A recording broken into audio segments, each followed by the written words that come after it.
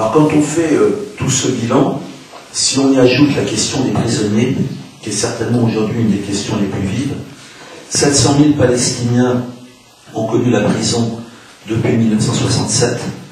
En comparaison avec la population française, c'est comme si 15 millions de personnes avaient connu la prison depuis cette époque-là.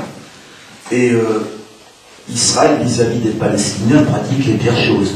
Pratique la torture, pratique les emprisonnements et les tortures d'enfants, les emprisonnements massifs de femmes, pratique surtout ce qu'on appelle la détention administrative, c'est celle qui aujourd'hui provoque les plus grandes révoltes, c'est-à-dire que l'occupant peut impunément arrêter qui il veut ou réarrêter des gens qui ont été libérés ou échangés, et puis sans aucun jugement et sans avocat, on les met en prison et à l'isolement pendant 6 mois, et on peut renouveler indéfiniment plusieurs fois.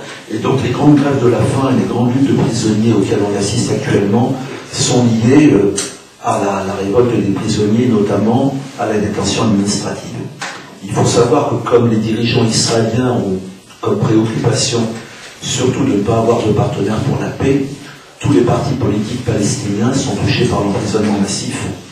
Un général de 64 ans du Fatah vient de mourir d'un cancer sans avoir été soigné à l'âge de 64 ans, après avoir passé une vingtaine d'années en prison. Marwan Barghouti, également du Fatah, a été condamné à 5 fois la prison à vie. Du côté du Hamas, 15 à 20 députés, ministres ou maires sont en prison. Imaginez qu'il y ait un seul parlementaire israélien qui soit dans une prison. Vous voyez un petit peu les hurlements à l'antisémitisme qu'on pourrait entendre. Et du côté du FPLP, c'est la totalité de la direction du parti qui a été arrêtée, condamnée à plusieurs fois la prison à vie, dont le secrétaire général Ahmed Sadat.